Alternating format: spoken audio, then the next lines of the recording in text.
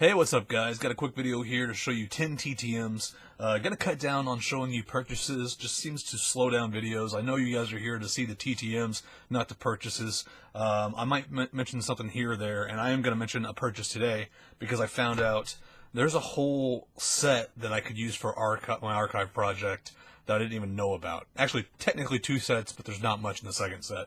And I'm very surprised, I'm happy. I'm gonna show you some of those that I picked up. Real quick, but then we'll jump into the TTMs. I got 10. So this 1991-1953 archive set, which are straight up reprints of the 1953 set, actually had cards that were created specifically for the reprint set that were not in the original 1953 set. You follow me? So these technically qualify for the archive set because they're cards that were not in the original 1953 set. They were just produced in the reprint set as additional cards. I had no idea. I just assumed the whole reprint set were all reprints. So they also did the same thing in 1994 at a smaller scale. They had prospect cards, which included one I'll show you. Bill Verdon was in there. But those prospect cards, were not in the original set. I think there's only like 10 of the 1994-1954 set. So I'm going to go ahead and show you some of these. They're pretty sweet, and I've loved this reprint set, but I never focused on it for the archive project because they didn't technically qualify as archives. But the last, 30 cards, 40 cards in the set actually do qualify for the archives. So here we go. So Hall of Famer Lou Boudreau. These are just pickups again, guys. Ralph Branca. Jimmy Pearsall, one of my favorite players. Fear Strikes Out. If you haven't seen that movie, read the book, go check it out. Now, Marty Marion, he had a couple that were cheaper, but I picked this one up because Marty Marion had one of the sweetest signatures out there, and I got one of his earlier ones, so the signature is very crisp. I love that card. Phil Cavaretta. Then we have Richie Ashburn, Hall of Famer. Faint signature, but it is JSA certified with the certificate. Then we have Carl Erskine, and I bought this because it was like $3, and I didn't want to have to write to Carl again, so just went ahead and picked it up. Bill Verdon, same thing. I've written to Bill a few times, so I went ahead and picked this up for like $3. And that's the 1994-54 set. And again, there's only like 10 prospect cards that were made that weren't in the actual 1954 set. And then this one's really cool. So this is Eleanor Engel, and she was the first woman to try out for a minor league team, and after she tried out, they actually officially barred females from the minor leagues. So here's a picture of her trying out, and it is signed by her. So that's a really awesome one. Had to pay a pretty penny for that one, but I really wanted that in the archive project. So those are a few purchases. I just want to go over those because I was really excited to find out that part of those archive sets that were made back then in 1994 and 1991 actually qualified for the archive project. Let's jump into TTMs, okay? First, we have Pat Neshek, and Pat, dude. Pat's been great to me. Actually sent him a very rare short printed card, 2007 Heritage, which is very hard to find, a Pat Neshek 2007 Heritage. They go for a pretty high amount, actually, for a normal card. Well, it's short printed, so it's not normal. But I finally found one for an affordable price. So I sent that to him with a dual signed card of another person. Pat likes to trade signed cards, so that's what I did. I sent him one of my extra cards. So he sent this actually on his own. So this is something he sent. I did not send that. And these are the 2 I sent to get signed. Here is the very rare 2007 Heritage card. So that finishes off Pat for the archive project, and then I printed this out, made this custom. It's right there, but it's not signed. It's signed on the back. Come on, Pat. That's okay. I'm sure it was just flipped around or something, and he just didn't see the front, or I don't know what was going on there. Maybe he thought the front would not hold the signature. It's going to go in the book anyway. I put stuff in the book that's even signed on the back. It all counts. Next, we have Ron Guidry. He's a 1 per, and got my awesome pristine card signed. You guys know I love my pristine. There's a few of those in today's video. Also wrote to Greg Lazinski. He's $5 per. And Greg signed, you guessed it, a pristine card.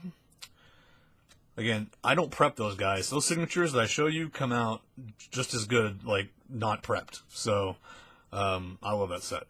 I say it every single time.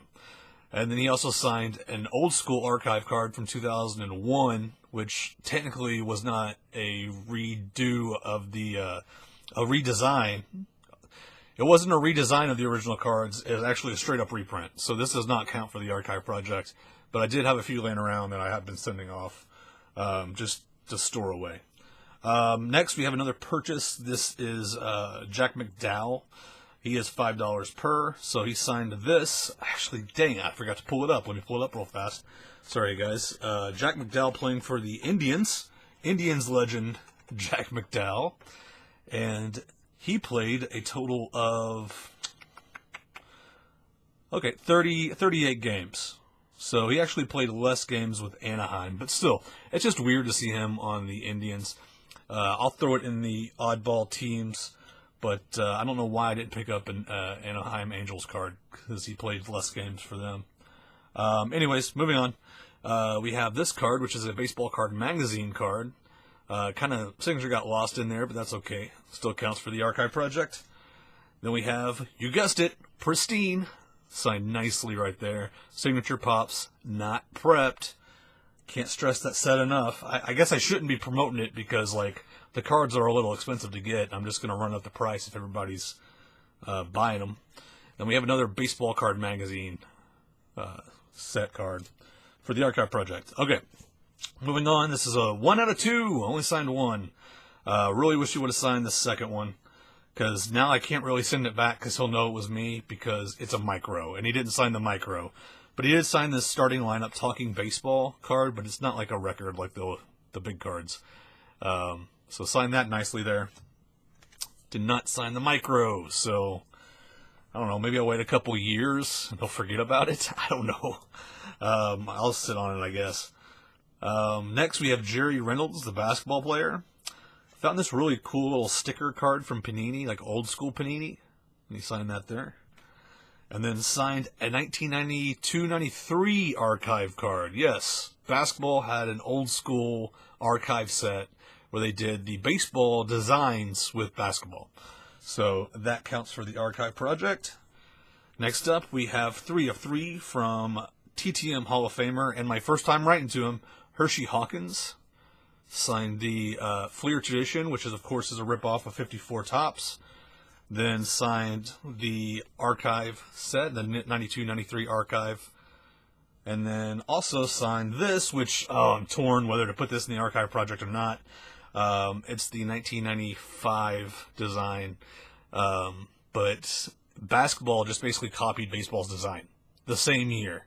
So technically, is that an archive? I don't know.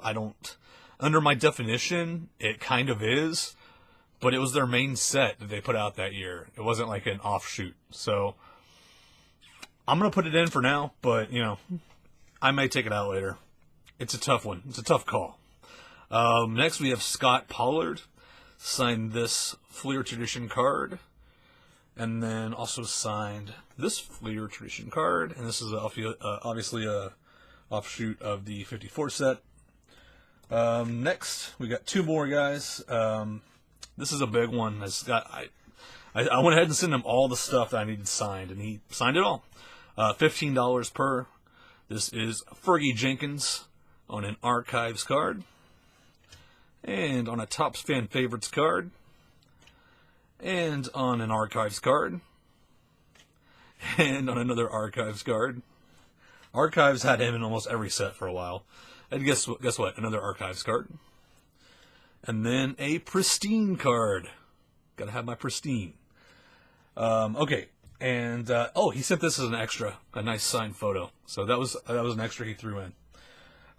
Last but not least, this is huge. I'm gonna be sending back out to this guy because I just found out he signed TTM just a few months ago. Decided to try it out myself. And he's $15 per also, but he's a big name. Signing through MDM Sports Marketing. So $15 per. There's the address. I actually did not get this off an address website. Found this on Facebook, I believe. So there's the address to write to him. Dwight Gooden. So $15 per. and inscribed it to my daughter, just like I asked, both of them. So this is an Archives card. Came out nicely. And then this is a Topps Fan Favorites card. So I'll be getting a bunch out to Dwight, kind of like this stack I got back from Fergie. I'll be making one of those stacks to send off to him, because I have like 15 cards I need signed by Dwight. Maybe they can give me a discount for multiples. I don't know. Like, cut me a deal, guys. Save some money. But anyway, yeah, that's it for today. I hope you guys enjoyed. ShuffleTrades.com. It's the 22nd. If you get something in the mail, like tomorrow, like Saturday, maybe it'll get here.